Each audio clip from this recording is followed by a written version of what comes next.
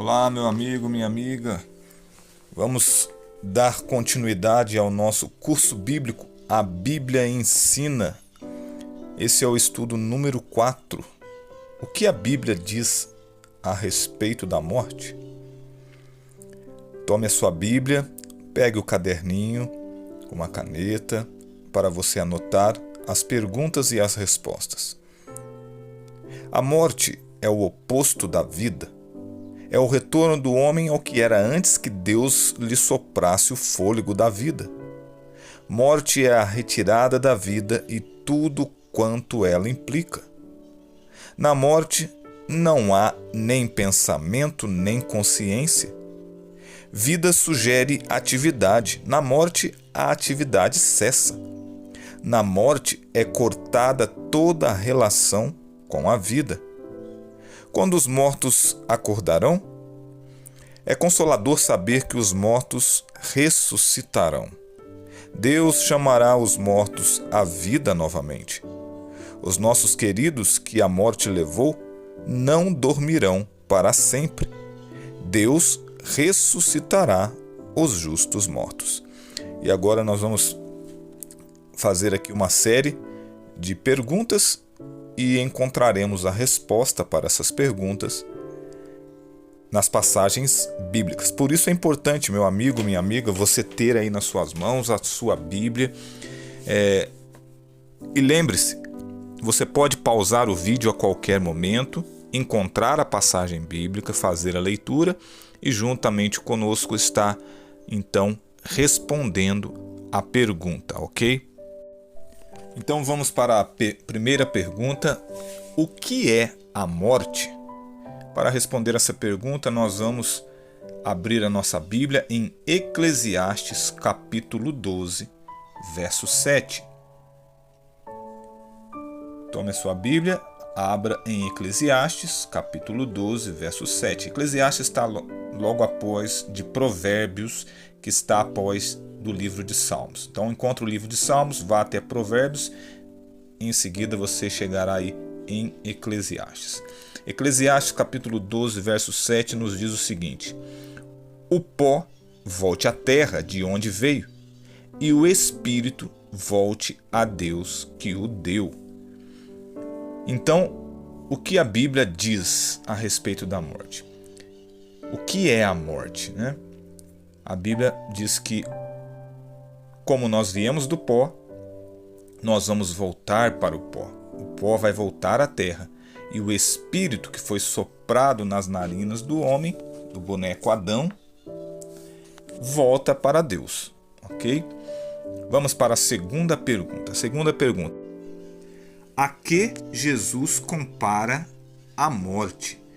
Para responder a essa pergunta, nós vamos ler no Evangelho de João, capítulo 11, os versos 11 e verso 13. Então, o Evangelho de João, capítulo 11, versos 11 e 13. A que Jesus compara a morte? Verso 11. Depois de dizer isso, prosseguiu dizendo-lhes: nosso amigo Lázaro adormeceu, mas vou até lá para acordá-lo. Vamos ler o verso 12 também para termos o sentido. Seus discípulos responderam: Senhor, se ele dorme, vai melhorar. Jesus tinha falado de sua morte, mas os seus discípulos pensaram que ele estava falando simplesmente do sono. Então Jesus, no verso 14, ele explica: então lhes disse claramente: Lázaro morreu. Resposta para a pergunta número 2. Aqui Jesus compara a morte. Jesus compara a morte ao sono. Nós podemos ver aí nas passagens, né, do verso 11 ao verso 14 de João, capítulo 11. Agora vamos para a pergunta número 3. O que os mortos sabem? Será que os mortos sabem de alguma coisa? Nós vamos ver o que a Bíblia diz a respeito disso. Eclesiastes, capítulo 9, verso 5. Volte lá novamente ao texto de Eclesiastes. Lembra? Salmos, Provérbios, Eclesiastes.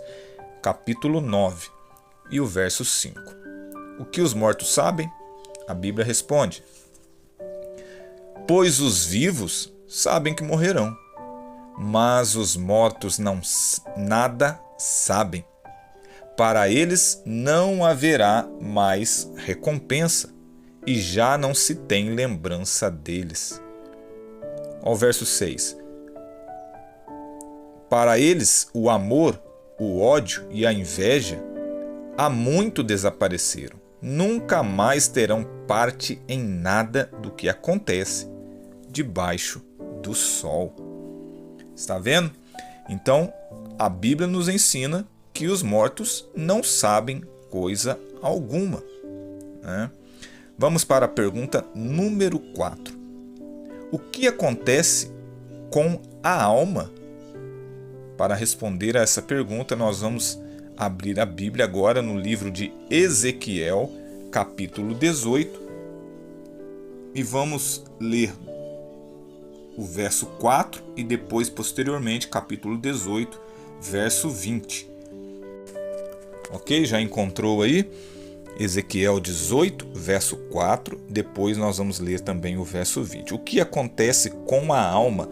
O que a Bíblia nos diz a respeito disso? Ezequiel 18, verso 4. Eis que todas as almas são minhas, como a alma do Pai, também a alma do Filho é minha. A alma que pecar, essa morrerá. Ou seja, o que nós vemos aqui? Que a alma morre. A alma, ela perece, né? Ela deixa de existir. O verso 20 reforça: a alma que pecar, essa morrerá. O filho não levará a iniquidade do pai, ou seja, os pecados do pai, nem o pai a iniquidade do filho. A justiça do justo ficará sobre ele, e a perversidade do perverso cairá sobre ele. Ou seja, aquele que pecar vai pagar pelos seus pecados, né? A não ser que, como nós aprendemos aí na lição número 2, né?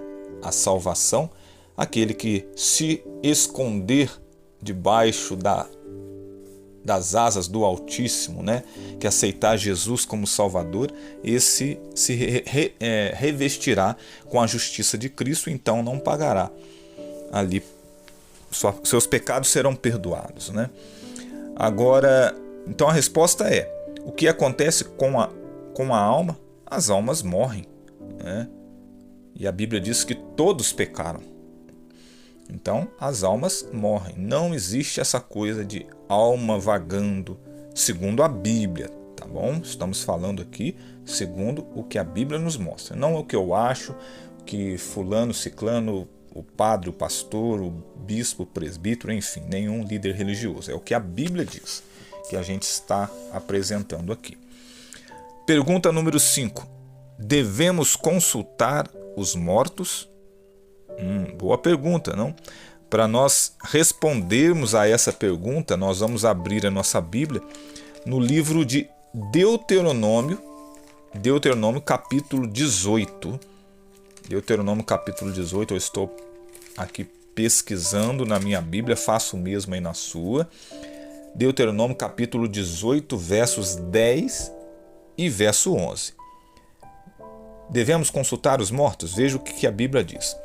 Não se achará entre ti quem faça passar pelo fogo seu filho ou a sua filha, nem adivinhador, nem prognosticador, nem agoureiro, nem feiticeiro, nem encantador, nem necromante, nem mágico.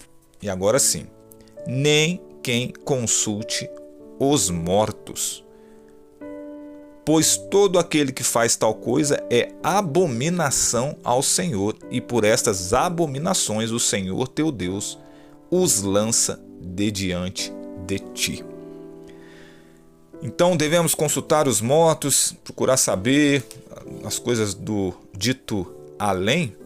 Não, a resposta é não, de maneira nenhuma, porque todos os que fazem tais coisas, o Senhor os lança de diante de ti. O Senhor os repele da sua presença. São coisas abomináveis ao Senhor. se as almas morrem, né? Se não existe vida após a morte, como nós podemos ver aí com essas passagens. Essas são algumas passagens, viu? Nós temos uma centena de outras passagens que podemos apresentar. Caso você queira saber mais, escreva aí nos comentários, né? Peça aí um estudo mais aprofundado e nós teremos o maior prazer em lhe auxiliar nesta busca por maior conhecimento. Eu vou apresentar mais algumas passagens aqui e, como eu disse, se as almas morrem, se não tem vida após a morte, o que são essas coisas que a gente escuta falar, testemunhos, histórias que pessoas contam de vida após a morte? As próximas passagens bíblicas que nós vamos ler, nós vamos entender por que isso acontece. Apocalipse capítulo 12. Abra sua Bíblia aí em Apocalipse capítulo 12, no verso 9. Apocalipse 12, verso 9. Vamos lá. Volto a dizer, talvez você seja um iniciante no estudo da palavra de Deus, não tenha a habilidade de encontrar as passagens bíblicas com rapidez. Não fique preocupado com isso. Pause o vídeo. Procure lá no índice, no início da sua Bíblia, vai ter um índice ali com os livros, mostrando a ordem de cada livro da Bíblia. Procure lá, encontre e depois dê continuidade, ok? Então Apocalipse 12, verso 9, diz assim: Foi expulso o grande dragão, a antiga serpente que se chama Diabo e Satanás, o sedutor de todo mundo. Sim, foi atirado para a terra e com ele os seus anjos. Então, Satanás e uma terça parte dos anjos que acreditaram nele, seguiram ele, estão aqui na terra. E eles trabalham para nos enganar. Então eles vieram até o nosso mundo para nos enganar. A mesma mentira que ele tenta contar para nós hoje, ele contou para Eva, lá no Éden, dizendo para ela: certamente não morrerás. E hoje a gente sabe quem é o mentiroso. Por quê? Porque cadê Eva? Morreu, não morreu? Então, Eva e Adão morreram. E nós sabemos hoje que o grande mentiroso, o grande enganador é Satanás. E ele continua tentando nos enganar com histórias como essas de, por exemplo, vida após a morte. Se a gente acreditar nisso, meu amigo, minha amiga, nós vamos ter que desprezar o que a palavra de Deus diz e principalmente o que o próprio Deus disse para Adão e Eva. Que o dia que eles comessem do fruto, que simbolizava o quê? Desobediência, transgressão de uma ordem direta, de um mandamento direto de Deus, que era: não coma do fruto. Era um mandamento, era uma ordem, uma lei. E o Senhor diz para eles: o dia que vocês comerem do fruto, certamente morrerão. E morreram. E o diabo continua até hoje tentando nos enganar que nós não vamos morrer, que nós não vamos sofrer as consequências do pecado, da nossa rebelião contra a palavra de Deus. Então, muito cuidado, meu amigo, minha amiga, tá bom? Para não cair nos enganos de Satanás. Foi dado um nome aos anjos caídos. Vamos ver aí em Timóteo, primeira carta a Timóteo, Timóteo foi um aluno, um discípulo do apóstolo Paulo. Ele era um jovem, que estava aprendendo com o apóstolo Paulo a ser um pastor, a ser um líder, da igreja que estava nascendo ali. 1 Timóteo capítulo 4, verso 1. Vamos ver aqui. Diz assim: Ora, o Espírito afirma expressamente que nos últimos tempos, está falando de nós, viu? Nos nossos dias agora, século 21. Nos últimos tempos, alguns apostatarão da fé, por obedecerem a espíritos enganadores e a ensinos de demônios. Pela hipocrisia, verso 2, pela hipocrisia dos que falam mentiras e que têm cauterizada a própria consciência. Então, mas o ponto importante para nós aqui é que Paulo adverte a Timóteo que nos últimos dias viriam espíritos enganadores, aplicando ensinos de demônios. Terceiro ponto aqui, eles se disfarçam para tentar nos enganar. E para não parecer, isso aí é uma interpretação sua, né? Nós vamos, como tudo que nós estamos apresentando aqui, né? Passagens bíblicas, está pautado, baseado em passagens bíblicas. 2 Coríntios, abra sua Bíblia em 2 Coríntios capítulo 2 e vamos ler aí dos versos, ou melhor, 2 Coríntios capítulo 11, desculpe aí fazendo confusão aqui, capítulo 11, nós vamos ler os versos 14 e verso 15. Vamos ler o 13. Diz assim: porque os tais são falsos apóstolos. Paulo falando novamente aí de que já nos dias dele lá já havia. Porque os tais são falsos apóstolos, obreiros fraudulentos, transformando-se em apóstolos de Cristo, ou seja, estão se disfarçando, né, se fingindo de apóstolos de Cristo. E ele no verso 14 ele diz: e não é de admirar, porque o próprio Satanás se transforma em anjo de luz. Verso 15: não é muito, pois, que os seus próprios ministros se transformem em ministros de justiça, e o fim deles será conforme as suas obras. Então, Paulo está advertindo aqui a igreja de Corinto, né, na sua segunda cartinha que ele escreveu para eles, que estava ali no meio deles, levantando ali no meio deles e pregando falsidades e mentiras e enganos, como nós acabamos de ver na carta que ele escreveu a Timóteo, né? Espíritos enganadores. Se disfarçando aí de ministros de Cristo, de pastores de Cristo, né? Então, meu irmão, minha irmã, meu amigo, minha amiga, temos que tomar muito cuidado.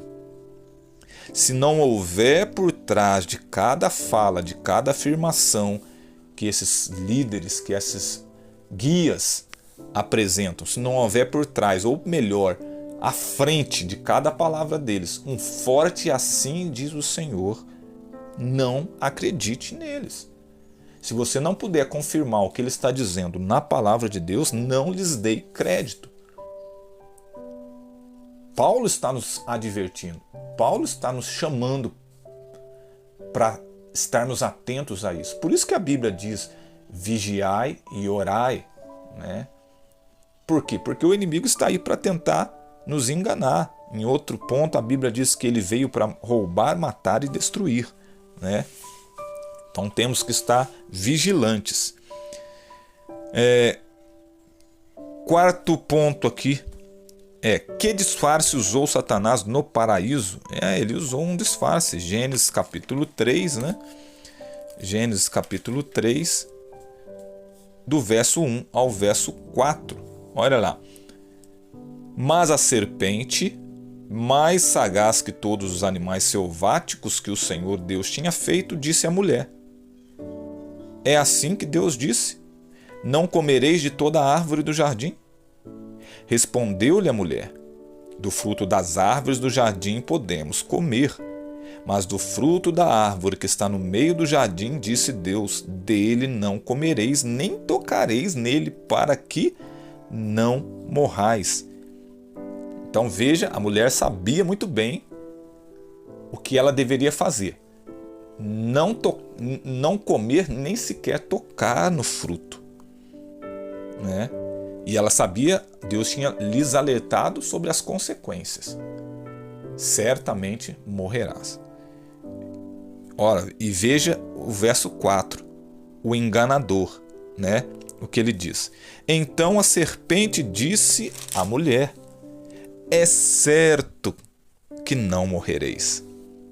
E volto a dizer, como nós já sabemos, né, Eva e Adão jaz no pó da terra há mais de 5.000 anos, provavelmente aí, né? Se eles viveu, segundo a Bíblia, Adão viveu, se eu não me engano, 930 anos. Então o primeiro milênio praticamente ele viveu. Posteriormente ele veio a falecer como consequência do seu pecado, né? Agora ele aguarda, como muitos aguarda, no pó da terra, porque ele creu no Messias, naquele que viria, né? Que nós hoje já conhecemos, que é Jesus Cristo. Adão e Eva creram nele. Abel, né, e tantos outros creram nele. Abraão creram nele, na promessa do Messias que viria. E hoje nós já vivemos há pelo menos 2.000 anos após a vinda do Messias. Mas todos nós seremos resgatados e restaurados e salvos por esse Messias. Amém? Que maravilha! Então, que disfarce usou Satanás no paraíso? Ele se disfarçou de uma serpente, né? Ele usou de uma possessão. Ele possuiu aquela serpente, incorporando nela. Qual é o objetivo de Satanás? Mateus 24 vai nos mostrar aí qual é o propósito dele. O que ele está tentando? Por que ele se disfarça de ministros de justiça, de pastores, né, de líderes, de profetas? Por que ele se disfarça? Qual que é o propósito dele, né? Mateus 24, verso 24. Diz assim, ó: porque surgirão... Vamos ler o 23 também, que vai nos ajudar a entrar no contexto aqui, ó. Então, se alguém vos disser, eis aqui o Cristo, ou ei-lo ali, não acrediteis. Capítulo 24 de Mateus é uma narração de Jesus. O evangelista Mateus escreveu o que Jesus estava falando, tá bom? Então aqui são palavras do próprio Jesus. Não acrediteis. Aí no verso 24 ele começa a justificar o porquê que não devemos acreditar. Olha lá. Porque surgirão falsos cristos e falsos profetas, operando grandes sinais e prodígios para enganar, se possível, os próprios eleitos. Algumas linguagens vão dizer os próprios escolhidos. Então, qual é o objetivo de Satanás? Enganar os eleitos de Deus, os escolhidos de Deus. Enganar a mim e a você. Você é um escolhido, você é um eleito de Deus. Você está buscando conhecer, se aprofundar na palavra, crescer na palavra e na graça do nosso Senhor Jesus. Você é um eleito, você é um escolhido. E o inimigo vai tentar enganar a você, a mim, a todos nós.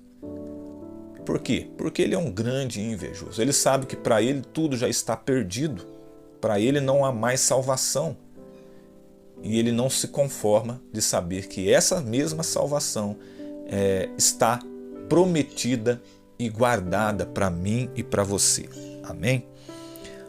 Última aqui dessa sequência: como vencer os enganos de Satanás. Sim, tem como nós vencermos os enganos deste inimigo.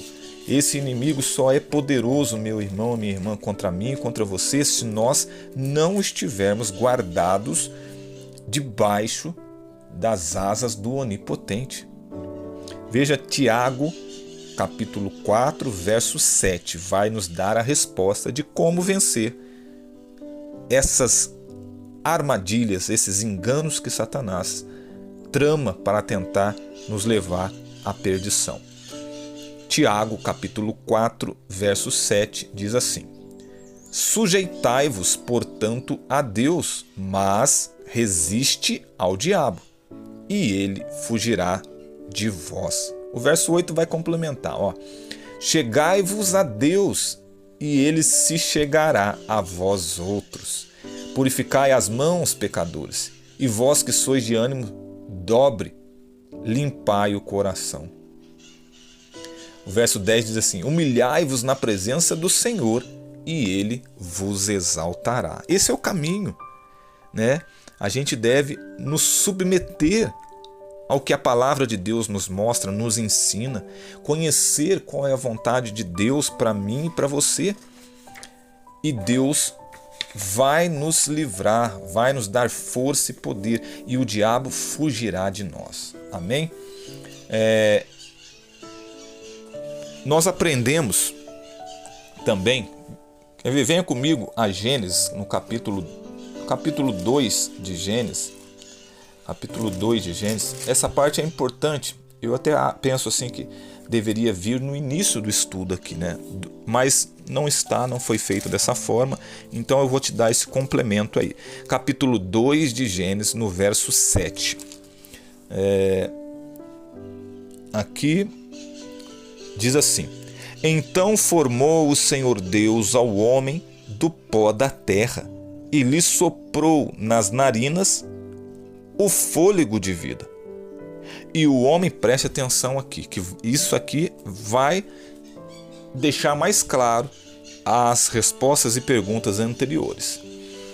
E o homem passou a ser alma vivente. Ou seja, Deus fez um boneco de barro, né? E após esse boneco de barro estar pronto, Deus então soprou nas suas narinas o que a Bíblia chama de fôlego de vida, ou seja, é o poder de Deus. Deus é quem tem esse poder de dar a vida. Por isso que quando nós nos afastamos de Deus, nos rebelamos contra Deus, não queremos ouvir a sua voz, não queremos seguir o seu conselho, nós morremos. Porque nós estamos nos desconectando da fonte de vida. É a mesma coisa de você pegar uma lâmpada e desrosquear, tirar ela do bocal. Você pode apertar o interruptor que essa lâmpada não acende mais, porque ela foi desconectada da fonte de energia que chega até ela e então ela ilumina. É a mesma coisa quando nós nos afastamos de Deus, porque a fonte da vida, o poder da vida está nele. Mas o ponto que eu quero dar ênfase aqui para nós é o seguinte, que ao criar o homem, Deus formou o seu corpo do pó da terra. A forma humana estava ali perfeita, porém inanimada. Então Deus soprou naquela forma o fôlego da vida e o homem tornou-se um ser vivo e inteligente. O homem tornou-se alma vivente. Então, vamos reforçar aqui, ó, o versinho. Então formou o Senhor Deus ao homem do pó da terra e lhe soprou nas narinas o fôlego da vida e o homem passou a ser alma vivente. Então, quando o homem morre, o que acontece? É o processo inverso. O fôlego da vida, ou que vai se dar o nome também aí de espírito, né? Que é Nishamat ou Shayin, né? da língua hebraica, né? Esse espírito, esse fôlego de vida, esse poder, é um poder, ele volta para Deus, né? E o que acontece com o corpo? O corpo volta ao pó da terra, né? Que é de onde o homem veio, que é a pergunta, né? Que nós respondemos lá, número 1, Eclesiastes 12, verso 7. O pó volta à terra e o espírito volta a Deus. Então, assim, ao criar a vida, ao criar o homem, Deus formou um boneco de barro e soprou-lhe o fôlego de vida. Então, pó da terra mais fôlego de vida é igual a alma vivente. Então, meu irmão, minha irmã, meu amigo, minha amiga, eu e você, nós não temos uma alma, nós somos uma alma vivente. Por isso que no verso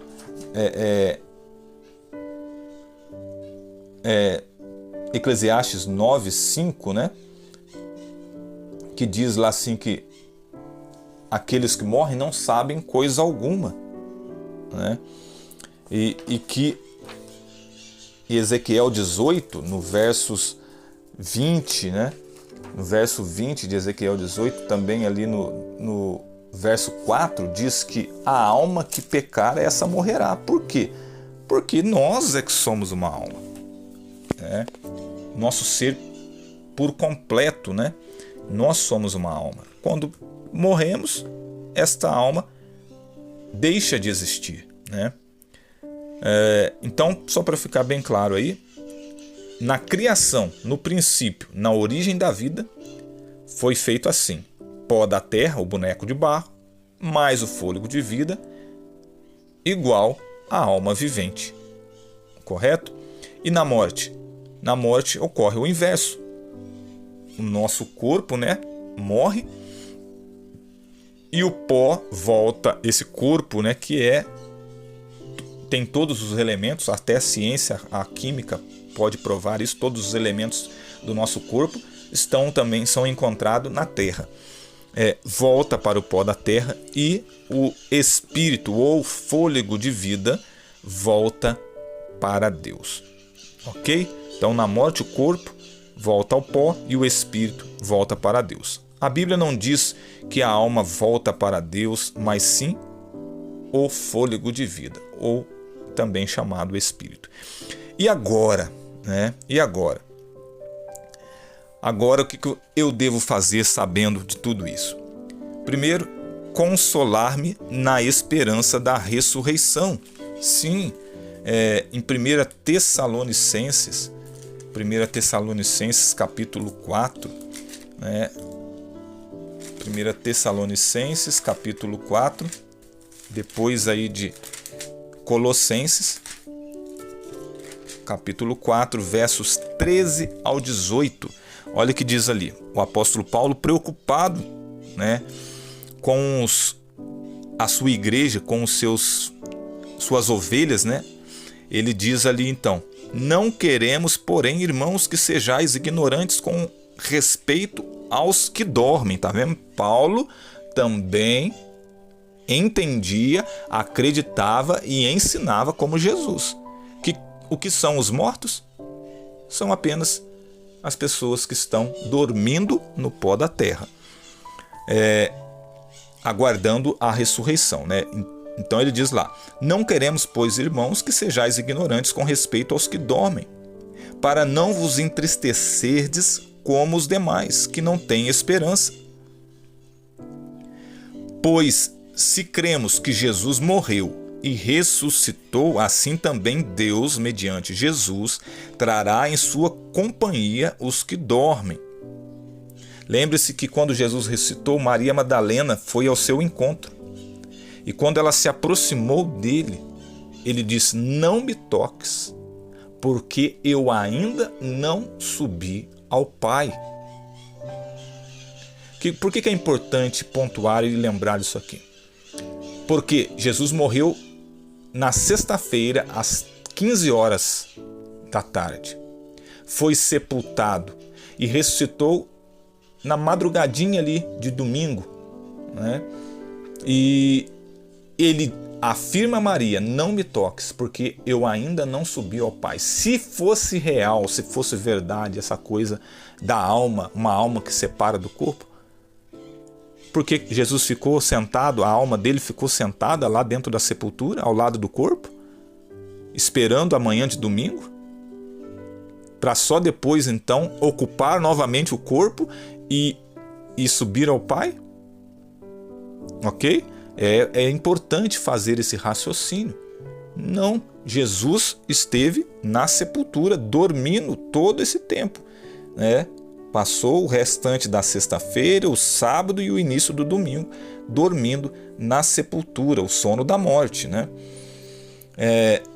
Pois se cremos que Jesus morreu e ressuscitou, assim também Deus, mediante Jesus, trará em sua companhia os que dormem, ou seja, aqueles que morreram crendo em Cristo estão dormindo. Isso é o que estou dizendo, não está aqui no verso não, viu? Verso 15: ora, ainda vos declaramos por palavras do Senhor isto, Paulo dizendo: nós, os vivos, os que ficarmos até a vinda do Senhor, de modo algum precederemos os que dormem. Olha novamente aí Paulo afirmando, não tem ninguém lá, nenhuma alma lá no céu. Eles estão na sepultura, dormindo o sono da morte, como Lázaro. Verso 16. Porquanto o Senhor mesmo, dada a sua palavra de ordem, ouvida a voz do arcanjo e ressoada a trombeta de Deus, descerá dos céus, e os mortos em Cristo ressuscitarão primeiro.